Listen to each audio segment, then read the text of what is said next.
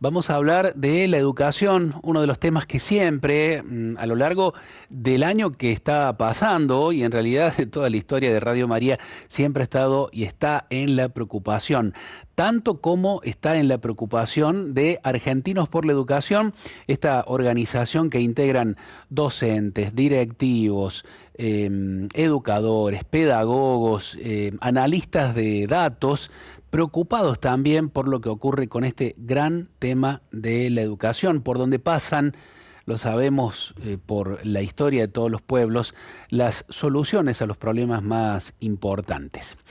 Vamos a hablar de lo que ha ocurrido en el ámbito de la educación con Sol Alzú, que es analista de datos de Argentinos por la Educación, que acaba de publicar una especie de resumen de los acontecimientos más importantes que han marcado la agenda educativa de este año.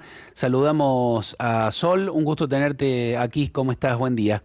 Buen día, ¿cómo están? Muchas gracias a ustedes por la invitación. Bueno, gracias a ustedes. Sol, estaba viendo esta enumeración que han hecho y que han difundido, que habla, en resumidas cuentas, de algunos acuerdos, consensos que se han logrado y que son muy positivos, pero también la enumeración de un montón de deudas que podemos decir hay respecto de la cuestión educativa, sobre la base de los resultados de los informes y estudios que ustedes mismos han hecho. Bueno, vamos a empezar por lo positivo, los acuerdos que se han logrado. Ustedes marcan, ¿no?, este acuerdo por la educación que formalizaron en la Noche por la Educación organizada por Argentinos por la Educación en septiembre pasado. Totalmente. Como vos bien decís, bueno, en esta época nosotros también nos pusimos a hacer un balance del año, de estos principales hitos educativos que tuvimos, también como para ver qué acciones se pueden empezar a llevar a cabo de cara al 2025. Y como bien mencionabas, uno de los principales hitos es el Acuerdo por la Educación, que nosotros decimos es algo histórico porque por primera vez en Argentina 200 referentes educativos de distintos espacios políticos, de distintos puntos del país, lograron un consenso en cuáles son los 10 temas prioritarios a tratar en la educación argentina y además fijaron una agenda de trabajo con acciones bastante concretas, específicas para llevar a cabo. Así que bueno, eso sería como un desafío para el 2025, pero en realidad de acá en adelante más pensando en el largo plazo. Y la otra gran buena noticia que tenemos tiene que ver con la campaña nacional de la alfabetización, que es una campaña que nosotros lanzamos desde la organización el año pasado a raíz de este número de que 1 de cada 2 chicos no entendía lo que leía en tercer grado. Y la buena noticia es que eso se logró poner el tema en agenda. En su momento firmaron compromisos los candidatos a presidente, firmaron compromisos los gobernadores, y la verdad es que hoy en día nosotros tenemos un plan nacional de alfabetización y 24 planes jurisdiccionales, y efectivamente todas las provincias están trabajando de alguna manera con esto, en mayor o menor medida, pero están realizando ya sea capacitaciones docentes, entrega de materiales, evaluaciones a los alumnos. Así que bueno, es un tema que se logró poner en la agenda y que además efectivamente se está realizando un trabajo acá. Ujú. Sol, bueno, estamos aquí con Cristian y Cecilia, mis compañeros que también tienen preguntas para hacerte, pero antes de pasarle la posta a ellos, quería preguntarte si nos podés referir o explicitar cuáles son estos puntos sobre los cuales se pusieron de acuerdo los dirigentes políticos, si efectivamente estuvo el secretario de Educación de la Nación allí, cuáles gobernadores, y para saber, ¿no? Para decir, bueno, se pusieron de acuerdo en esto y después que nosotros podamos evaluar en los próximos años si lo cumplieron o no. Sí, son 3 grandes ejes. El primero se enfoca como en urgencias de cada nivel educativo, por ejemplo, en ampliar la cobertura a nivel inicial, en mejorar desempeños a nivel primario y así. El segundo eje se refiere más a todo lo que tiene que ver con la gestión a escala del sistema, acá muy vinculado a lo que tiene que ver con financiamiento educativo, con evaluaciones, que efectivamente sigue evaluando.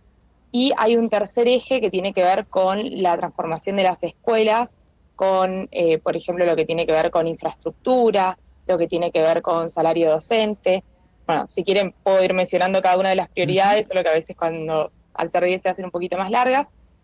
Bueno, lo que tenía que ver con las urgencias de cada nivel es lo que te mencionaba, ampliar la cobertura en nivel inicial, Priorizar la alfabetización inicial es uno de los ejes. Con alfabetización inicial hace referencia a los primeros años de la escuela primaria. Bueno, como bien mencionábamos, este es un tema que se está tratando. Y acompañar las trayectorias en el nivel secundario y lograr que los chicos terminen, no solo que terminen, sino que terminen con calidad. Claro. Que un poco es este índice que nosotros venimos midiendo, esto de tiempo y forma, que significa que terminen sin repetir, claramente sin abandonar, pero que además tengan los conocimientos necesarios en las distintas materias que le permitan desenvolverse después, sobre todo en el paso al nivel universitario, que suele ser como una brecha bastante grande. Bien. Después tenemos, si querés te sigo enumerando, Sí, por favor. fortalecer el gobierno de la educación, lograr una inversión suficiente y de calidad. Acá nosotros hacemos mucho énfasis, desde el 2006 nosotros venimos con una ley que una de las metas es que se invierta el 6% del PBI en educación. Esa ley solamente se cumplió en el año 2015, bueno, este año incluso estuvo ahí como en un veremos, a ver si efectivamente se iba a llevar a cabo. Y bueno, además de que esto sea suficiente, con calidad, bueno, queremos decir que esto se visualice en los desempeños, que efectivamente sea una inversión eficiente, ¿no? Uh-huh. Después tenemos todo lo que tiene que ver con producir más y mejor información y evaluación educativa. Acá en información nosotros hace muy poquito estuvimos sacando un informe de sistemas nominales, se llama, que son sistemas sistemas de información que tenemos en el país, que acá lo fundamental es que tenemos datos por alumno y en tiempo real, lo que permite hacer un seguimiento como muy personalizado, porque de repente si vemos, por ejemplo, que un alumno, no sé, tiene reiteradas ausencias, viene cayendo su desempeño, además se puede cruzar con otros datos, entonces vemos que si la situación su situación familiar se modificó, pasó algo ahí, bueno, eso podría activar una alerta temprana para hacer un acompañamiento más individualizado a ese alumno y evitar, por ejemplo, un caso de repitencia o de abandono escolar. Hay algunas provincias que ya están efectivamente trabajando con ese tipo de sistemas de alerta temprana.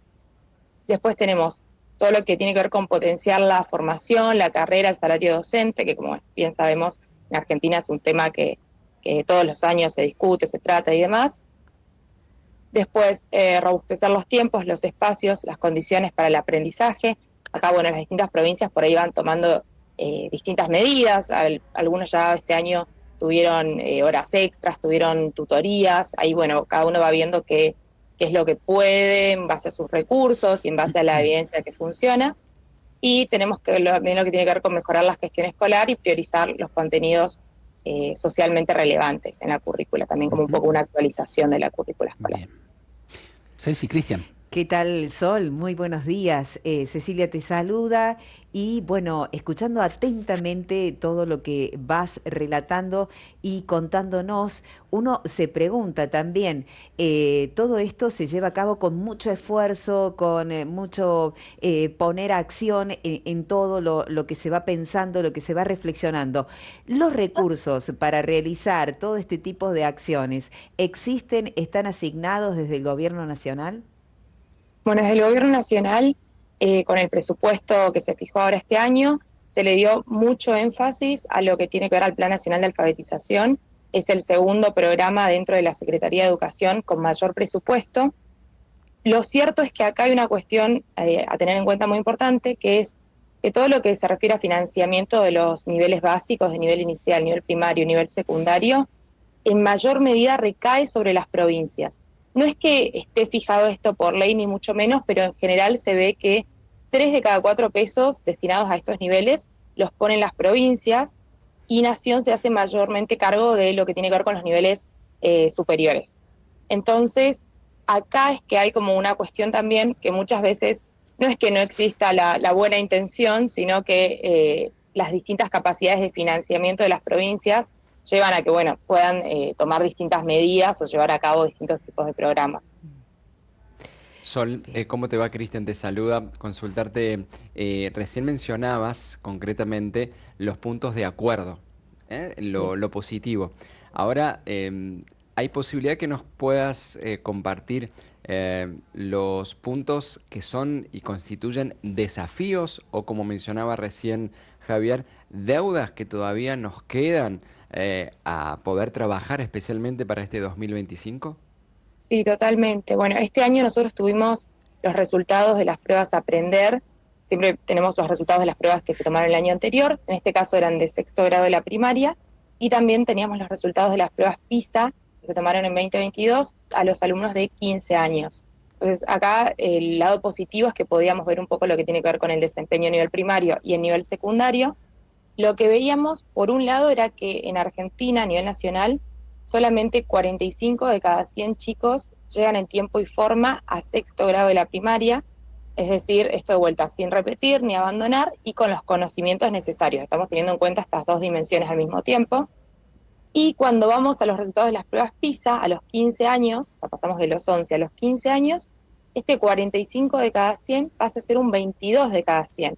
Entonces vemos que es un problema que ya surge a edades muy tempranas y que además se va amplificando a lo largo del tiempo. Y por otro lado, otro de los datos también que teníamos como hito de este año es que hay un problema muy marcado con el ausentismo escolar. Los docentes directivos lo detectan como el principal problema que dificulta los aprendizajes y nosotros lo que vemos como con los resultados de las pruebas Aprender es que 1 de cada 4 estudiantes, un 25% de los estudiantes, tiene al menos 20 faltas en el nivel secundario. 20 faltas, un montón. Si se acuerdan del nivel secundario, un montón. Entonces, bueno, además de que ya venimos con estos problemas de desempeño, si además sumamos esta cuestión del ausentismo, y otro de los datos acá es que además hay una mayor dificultad en el área de matemática. Esto se suele ver, es una tendencia que se ve en todas las evaluaciones, en todos los niveles. En general matemática cuesta más, pero llegamos a un número que es que 7 de cada 10 chicos no alcanzan los conocimientos necesarios en matemática. La verdad es que es un número impactante acá. Ujú. Sol, acerca de este tema del ausentismo que recién marcaste muy bien, porque lo hicieron también ustedes sobre la base de un informe, se señala en ese informe, recuerdo que determinaron que no hay un problema allí por nivel socioeconómico, es decir, tanto los chicos que viven o padecen situaciones de vulnerabilidad como aquellos de familias que tienen un buen pasar, podemos decir, o no tienen graves problemas económicos, también faltan a la escuela. Se falta mucho a la escuela. ¿Han buscado ustedes de alguna otra explicación a este fenómeno? Totalmente, como bien mencionás, acá es fundamental esto de que no hay diferencias por niveles socioeconómicos, porque es cierto que hay cuestiones que, no sé, de repente condiciones climáticas, si la escuela te queda muy lejos y demás, es un factor que afecta al ausentismo. Lo cierto es que, bueno, acá nosotros hablamos como muy fuerte del rol que tiene la familia, ¿no? Muchas veces, por ejemplo, y más con todo esto que tiene que ver con la alfabetización y demás, nosotros decimos, bueno, el rol lo tienen los gobiernos, que son quienes fijan las políticas, que son quienes fijan el presupuesto. Hay todo un rol que tienen los docentes en la escuela, pero acá la verdad es que es fundamental el rol de las familias al entender la importancia, ¿no?, de que el chico efectivamente esté en el colegio. Y bueno, sobre todo, ni hablar en primaria, Claro. que son muy chiquitos, pero en secundaria, bueno, cualquiera que haya tratado con un adolescente creo que se enfrentó al hecho de, bueno, un poco esta rebeldía. Así que acá es fundamental, sí, la presencia de los tutores, de los padres, como... sí, destacando la importancia de que efectivamente asistan. Sí, es como que hemos notado, al menos socialmente, digo, en el vínculo, en el círculo cercano, me han tocado algunos casos de conocer papás y mamá que dicen, por ejemplo, bueno, nos vamos a tomar un fin de semana largo, aprovechando a lo mejor un fin de semana de estos que solemos tener aquí para aprovechamiento turístico, y se van toda la semana, y uno que pregunta, pero tal no tiene que ir al colegio. Sí, bueno, pero no importa porque vamos a hacer este viaje familiar. Digo, ¿eso se ve también socialmente? ¿Lo han advertido esto como un fenómeno cultural nuevo? No sé a qué adjudicarlo. Sí, tal vez no lo mencionamos en el informe, pero es muy frecuente esto que mencionás, o mismo que los chicos terminan adaptándose a las vacaciones, a las fechas de vacaciones de los padres, más que los Mm, padres a las de los chicos. Entonces, bueno, acá es como, siempre nosotros decimos, un llamado de atención eh, a la sociedad en general con los temas de educación, pero bueno, en esto en particular que la familia tiene el rol tan fuerte como en intentar, y también con esto, a partir de los informes, a partir de estos espacios en los que se hablan los temas, como intentar destacar esta importancia, ¿no? Bien.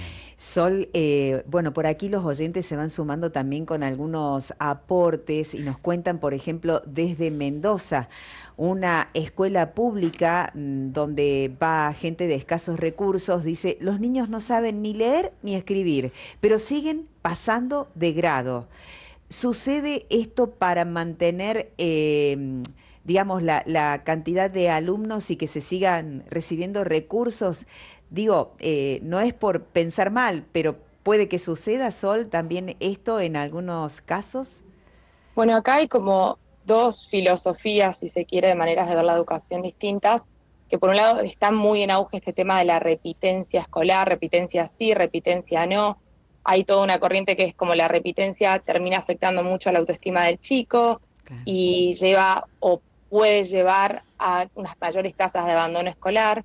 Entonces, acá la verdad es que no tengo una respuesta certera para darte, sino más bien Ujú. decir, bueno, son estas dos sí, estas dos corrientes, de repente, bueno, muchos dicen, es mejor que el chico esté en la escuela antes que abandone, pero por supuesto lo que todos queremos es que esté en la escuela, pero con los conocimientos Claro. necesarios, que efectivamente aprenda, sobre todo, eh, vemos como este salto, nos hablan mucho los profesores, porque a veces tenemos contacto con docentes, con profesores, el salto entre primaria y secundaria, que ven sí, como esto, que ya vienen con una base muy débil, y ni hablar del salto de la secundaria al nivel universitario. Mm. Nosotros en esto también tenemos un informe que llamamos expectativa versus realidad, que a partir de las pruebas a aprender vemos sí, las expectativas de los chicos para el futuro, y es Claro. increíble cómo la mayoría te responde que quiere seguir estudiando. Y esto, sin importar nivel socioeconómico, el número que quiere seguir estudiando es altísimo, pero después, claro, llegan y se chocan con esta realidad de que si no tienen la base fuerte, el nivel universitario se les hace muy difícil.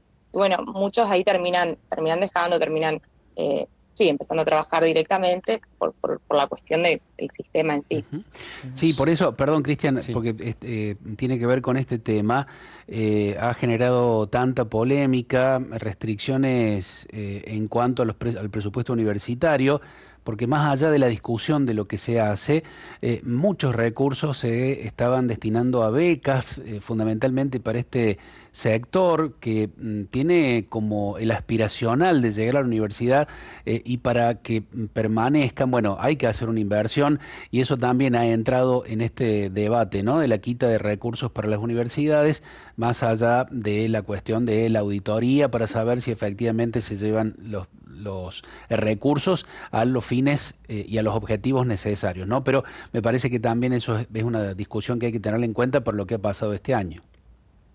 Sí, sí, totalmente. Es, como bien vos decís, bueno, esta cuestión de por ahí las diferencias en las realidades, en el nivel socioeconómico, es fundamental ciertas ayudas financieras, becas y demás como Ujú. para que puedan continuar, pero principalmente esto, robustecer la educación, robustecer en los primeros años, por supuesto, para los que ya están en el secundario ahora, hacer programas como para poder integrar y que efectivamente terminen con los conocimientos necesarios, pero acá los primeros años, sobre todo para todo lo que tiene que ver con comprensión lectora y demás, que además bueno, es transversal a todas las materias, es transversal a, bueno, esto también nos pasaba, hablar con docentes y que te digan, a los chicos les van peor en matemática, los que les mencionaba hace un rato, Mm. pero es porque directamente no te entienden la consigna. Claro. Entonces, capaz si vos los guías, Claro. entienden y pueden resolver el ejercicio matemático, pero si tienen que estar solos en una instancia evaluativa, no lo pueden hacer. Entonces, bueno, como todas estas cuestiones, reforzarlas lo más que se pueda en los primeros años. Sol, Ah. hablamos de uno de los actores de este sistema de comunicación, perdón, de educación que tienen que ver con los estudiantes. Respecto a los docentes, respecto a los profesores, ¿han podido hacer alguna especie de balance en torno a lo positivo y a los desafíos y deudas que todavía quedan con este sector, con este otro actor en la educación? Bueno, la verdad es que no lo tenemos acá como hito, pero te puedo contar algunos datos que sí tenemos a partir de informes anteriores de todo lo que tiene que ver con el sector docente.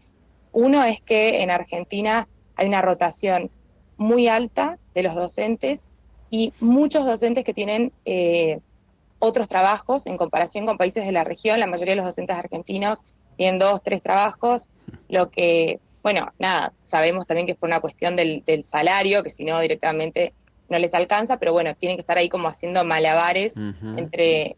y muchos esfuerzos, ¿no? Divididos además. Y otro dato muy importante y que sorprende mucho cuando uno lo dice, es que del presupuesto a estos niveles básicos, la mayor parte va a parar a salario docente, 7 de cada 10 pesos van a parar a salario docente y el salario sigue siendo bajo. O sea, acá no hay una cuestión de decir, bueno, Qué los docentes bárbaro. cobran un montón, sino que el presupuesto nos termina quedando corto porque el salario es bajo y además nos queda un margen muy chiquito para todo lo que tiene que ver con políticas más vinculadas a infraestructura, con políticas destinadas a programas para mejorar el desempeño y demás. Entonces acá hay como una cuestión que claramente hay que resolver. O sea, una cuestión, una deuda que tiene que ver especialmente también con el Estado, que es el que Totalmente. tiene que sostener y acompañar este proceso. Totalmente. Bueno, y ahora que mencionás la palabra deuda, otro dato que surge de los informes, vieron que les mencionaba hace un rato esto de la meta del 6% del PBI desde el Ujú. Sí, 2006. Bueno, hicimos el cálculo de por cada año que no se llegó a esa meta, cuánto estamos debiendo a la educación. Y para poder saldar esta deuda, en un año se debería invertir el doble, se debería invertir el 12% del PBI. O sea, imagínense, Claro. si no llegamos al 6, eh, Mm. un 12 es como una utopía Ujú. directamente. totalmente. Y en esto, ¿cuáles son las perspectivas que se ven, no solamente en torno a los docentes, sino que ya que hablamos de perspectivas para el año o esperanzas, de acuerdo a cómo viene la cosa, que se tiene respecto a todos estos balances que nos has compartido? Bueno, la verdad es que nosotros tenemos una mirada muy positiva respecto a lo que tiene que ver con los planes de alfabetización. Creemos que es fundamental, como también mencionaba esto, para el desempeño de los alumnos en general, no solo en el área de lengua o en el área de literatura, y vemos que efectivamente las provincias están haciendo un gran esfuerzo. Justamente es algo que estamos monitoreando ahora, que dentro de muy poquito está por salir este informe. Y bueno, la idea es siempre tanto con esto de alfabetización como con lo de los datos que estuvimos monitoreando hace poco, seguir haciendo este esfuerzo también como organización, de monitorear, de seguir, tanto para que la sociedad lo pueda ver, pero también es un buen incentivo para las provincias de ver qué está haciendo el de al lado, ver si le funciona, ver si acá es como esto de poder copiar o de imitar, pero en el mejor sentido de la palabra, decir, bueno, che, si le funciona esto y tiene índices muy parecidos a los que tengo yo, capaz yo puedo hacer algo parecido. Así que bueno, por ese lado y además por el lado de este acuerdo, de que hay un norte, decimos nosotros, con Bien, las qué bueno. prioridades definidas, la verdad es que tenemos expectativas de acá a futuro y esperamos que esto se refleje en los indicadores. Buen augurio entonces. Ujú. Sol, se analiza respecto al avance de las tecnologías la posibilidad de aplicar o ir avanzando en cuanto a la enseñanza de los alumnos en las aulas, que vaya a ritmo con el avance de la tecnología. ¿Eso también se evalúa cómo es la situación?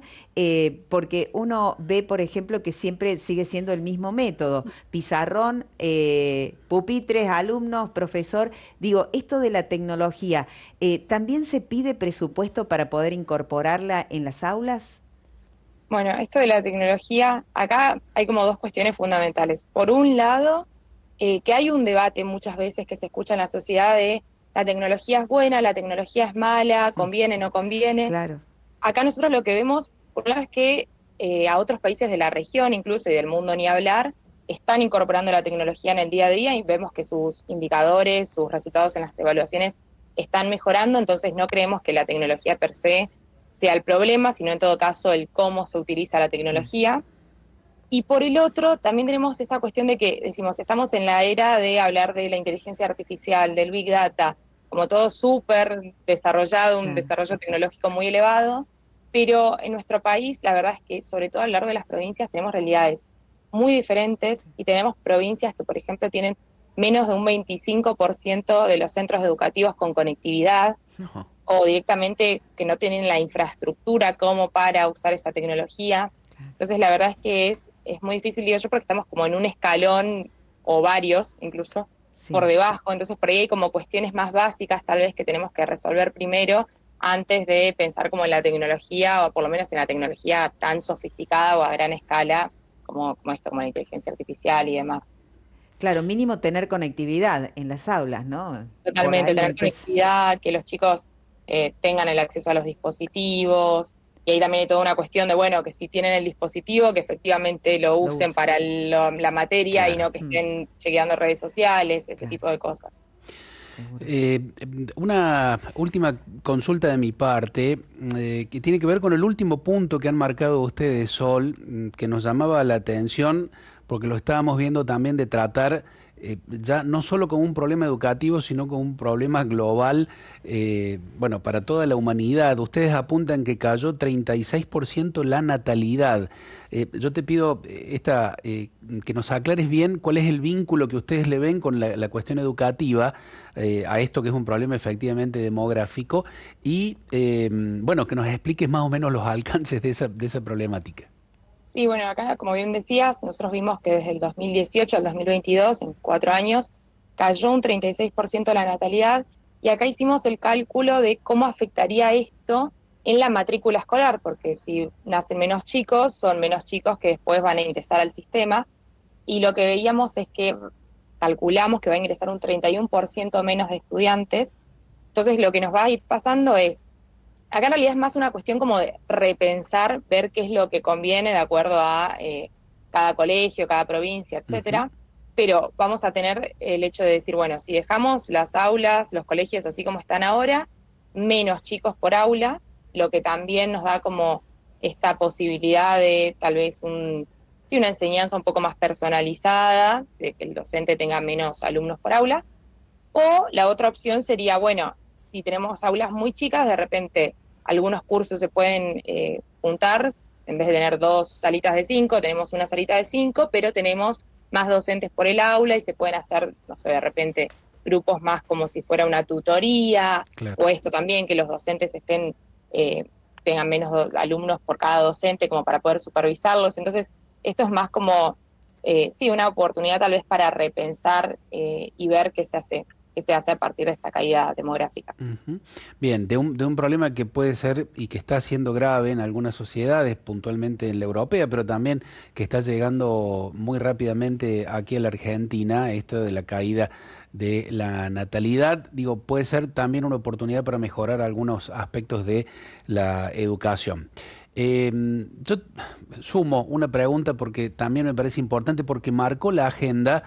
Este año, a principio de año sobre todo, se habló mucho de el sistema de vouchers educativos, esto que planteaba Javier Milei cuando era candidato. Obviamente cuando asumió la presidencia se habló mucho. ¿Han visto algo de ustedes, algo para marcar acerca de esto que estuvo en la agenda educativa de este año? La verdad es que en particular de vouchers no tenemos informes publicados, por lo menos. Ujú. Tal vez, bueno, esto nos tenemos que guiar por el momento, con evidencia de otros países, pero bueno, muchas veces este tipo de análisis puede tener ciertas Claro. falencias por el hecho mismo de que, Mm. de que las realidades son muy distintas. No sé si coincidís conmigo en que se habló mucho, que estuvo muy presente, posiblemente porque era parte de la discusión política, ideológica, pero como que después no se ha hablado mucho, ¿no? En general, en el ámbito de la educación de este tema. Sí, es un tema, la verdad, que quedó un poco a principio de año tal cual. Creo que después se optó más por continuar como veníamos y tal vez apuntar a, a otro tipo de medidas dentro de esta normalidad que tenemos, como por ejemplo esto de no sé, de repente las tutorías, que también fue un tema Ujú. que se habló bastante, de las horas extras que varias provincias aplicaron. Así que bueno, creo que se decidió como continuar más con un enfoque tradicional, pero intentando adoptar ciertas medidas que mejoren el desempeño. Sol, te agradecemos muchísimo todo este tiempo, todo el trabajo, y te lo decimos a vos, pero hacelo por favor extensivo a toda la organización de Argentinos por la Educación, gente que está realmente preocupada por esta cuestión que, como siempre decimos, es el camino o uno de los caminos más directos a la solución o a la búsqueda de las soluciones a los grandes problemas que tenemos aquí en Argentina y también en el mundo. Así que agradecerte nuevamente por, además, toda la atención que nos han prestado y disponibilidad durante el año, porque cada vez que nos llamamos estuvieron allí respondiendo con estos informes que nos ayudan a debatir y mejorar también en este aspecto. Un abrazo grande. Muchísimas gracias a ustedes por el espacio y por siempre poner sobre la mesa estos temas que son importantísimos y que, bueno, son temas que nos tienen que preocupar a toda la Ujú. sociedad en general. Totalmente. Yo lo creo. Muchas gracias, Sol. Gracias. Un gusto Gracias. enorme. Bueno,